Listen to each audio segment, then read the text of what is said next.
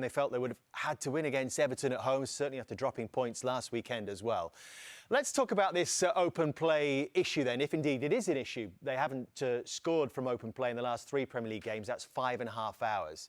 This is how that tracks in terms of open play chances across the last 5 seasons. And just to refresh your memory, that was 8th, and then 5th, just missing out on the Champions League, and then fighting for the title in those 2 seasons. And you see quite the drop since then. At the same time, you see the set-piece chances increasing as well, almost year on year. We can also show you another graphic of the open play chances and how that breaks down in relation to that as a percentage of the chances they create. This was when it peaked, Thierry. This was towards the end of Mikel Arteta's first season in charge. They were up there. 97% of the chances they created were from open play. And now this is the Premier League average, bobbing along here in the middle, which is where Arsenal have just sort of been either side. Look at this drop now. Right down here. So that's, 77, 78% of their chances now created from open play. Is that a bad thing, Jamie? I think in some ways, yes. I think when you're watching them, we can look at the graphics, you know, those stats are right, we know that. But when you're watching, they're not passing the eye test in terms of looking creative. And, you know, when you're watching them at Fulham, you're watching them against Everton, 2 good Premier League teams. Or certainly Everton can be strong defensively at times and make it tough for you. But you're not coming away from the game maybe the way Liverpool drew the game. Still got a point each, but you still have belief that they could have won the game. When you're watching Arsenal right now, you're sort of struggling, aren't you, without set pieces? Are they going to go on and get the 3 points? What do you feel the issue is right now, Thierry? Is there one thing? Is there a spark lacking? Well, I think once they're very predictable. Of the set pieces, you're not going to say that it's not good to score on set pieces. It is outstanding. I'm just saying the issue was in Europe for a very long time because it took us a year before the Lisbon game. The goal before that was Eindhoven away to create chances or even score. So it took us a year to score a goal away from home in Europe. And now the last 3-1 that you scored in the league are obviously on set pieces. But I want to invite you here to look at, that's the Man United game in Bukayo Saka. If you pause here, think about Liverpool and what we showed before. When Mo Salah goes inside, you have the run of Joe Gomez, you have Diogo Jota running, or you have Nunez running, or you have Conor Bradley sometimes that is inside that runs. Look at what Bukayo Saka has against Man United. Yes, they played the 5-4-1, but that's predictable. We all know he's going to play with Odegaard. Obviously, he's going to play with Odegaard. Everyone sees that. Now, same thing. Go back to Liverpool. Can you beat the line? Mason Mount is not doing his job. This is where you can pass that ball now to Declan Rice and enjoy a quick 3v2. That's called creating, playing between the lines. You're attracting the team one way, you go the other way and see what you can do with that 3v2. Now, once again, too predictable. We go to Zinchenko as you're going to roll it now. Ball goes to Zinchenko. Zinchenko can play his winger. He doesn't play his winger. He prefers to play his 10. If you play the winger, then the 10 can make the run. And what do you do when you're Arsenal? When you're in you have a little problem, you can open up a team. You go to Bukayo Saka. But Malacia knows that. I go back now to another one. Okay, this time he plays his winger iron wide. Martinelli 1v1 with the lot. Jamie, what's the first trait of character or first attribute, I would say, sorry, of Martinelli? Pace. That's what you worry about as a defender, yeah. Would you like to think that that's enough pace? They're not doubling up. By the time the lit gets there, I don't think he will make it. So I'm going to give you a mark. The mark will be the ball boy, as you're going to see it as you roll it, to see where it started. If I'm the winger now, once I pass that ball boy, I'm going. I'm not coming back. Understand why I give you that mark. Okay. So Andoni said, Iraola, that sometimes his team needs to go and play direct. You're not playing your 1v1. Okay, you're not playing your 1v1. I would say 10 seconds after, maybe a bit more than 10 seconds after, look at where your winger was in a 1v1 situation against Man United. And if you press pause now, look at where he is. He was in a one, and then you don't even see the ball boy. Where's the ball boy gone? I don't even know. He's not in the picture anymore. But you were in a 1v1 situation. We worked to put you in a 1v1. Why are you bringing the ball back and play here? We're going to play a long time. And when you are in trouble at Arsenal, I'm going to repeat myself. Roll it. Ball's going to go to Bukayo Saka, but Malacia knows that too. You know, it's too predictable. Now, pause. Same thing. I'm going to go to Onslaught. Positioning. 3 players in behind their line. Fulham away, we should stress. Fulham away. Give the ball to Partey.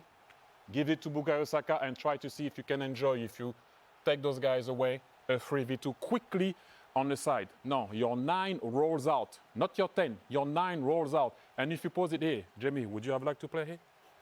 There's nobody. Think Liverpool and the positioning. A 10. While they pass the line, how do you play? So obviously, predictable. Ball is going to go to Bukayo Saka. Odegaard doesn't make the run, as you're going to see here. Roll it. Ball is going to go to Bukayo Saka. And obviously, you can defend that now. People in the box. Odegaard has to go under, and I invite you to see what Iwobi does. He controls the situation. It's easy to defend. Now, same thing. But this time, very different. Number 10 rolls out, and I think, yeah, it was Declan Rice coming out. Now, your winger can go. And if you pause here, this is what I'm trying to say sometimes. They will say that Arsenal didn't create. You did create. Is the choice that you didn't take. Martinelli, knows that at particular moment, if he dummies with his shoulder here and he goes inside, he has 1 tap in, 2 tap in, 3 tap in about now, if he goes back inside. That's the last thing you should have done. Go on your wrong foot and shot, and then Tarkowski blocked it. And then, again, when you're in trouble at Arsenal, usually Bukayo Saka try to do what he can do. And at that particular moment, you see that the guy turned.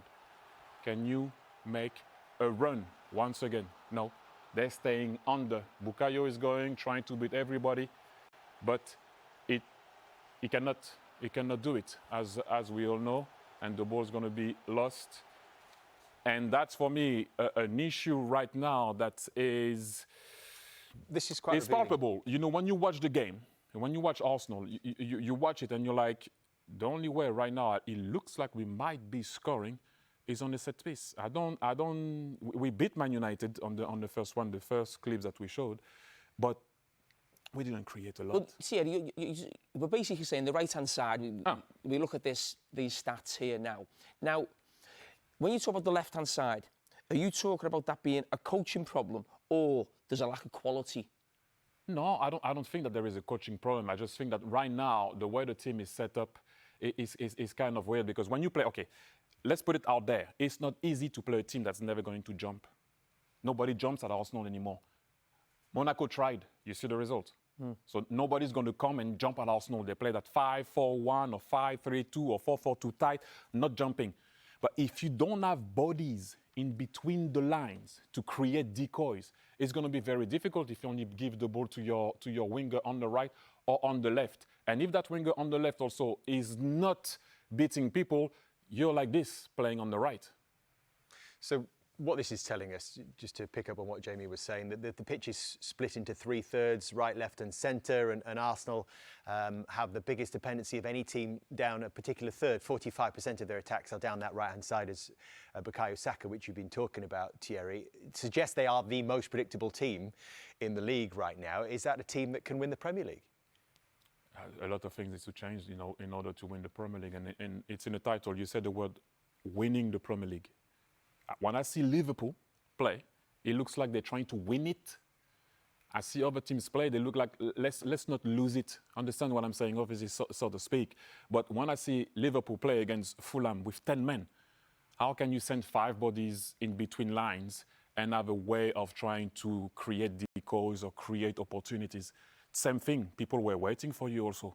So if you go and win the league, you have to go and grab it and win it. And you're showing that the team is attacking on the right. We all know what City was doing for years. We all know what Mo Salah does. You all know that in my time we're attacking on the left. You have to find a solution. You were probably over-reliant, not over-reliant, but it was your left-hand side was so famous in the Arsenal team you played for. But how important was sort of Lundberg? He still chipped in with goals. So Arsenal need more from that left side. They do, because as I said, when you won the title in 02 and 04, Lundberg played a huge part of it. But we all still know the left-hand side of that team is probably, you know, what you're famous for.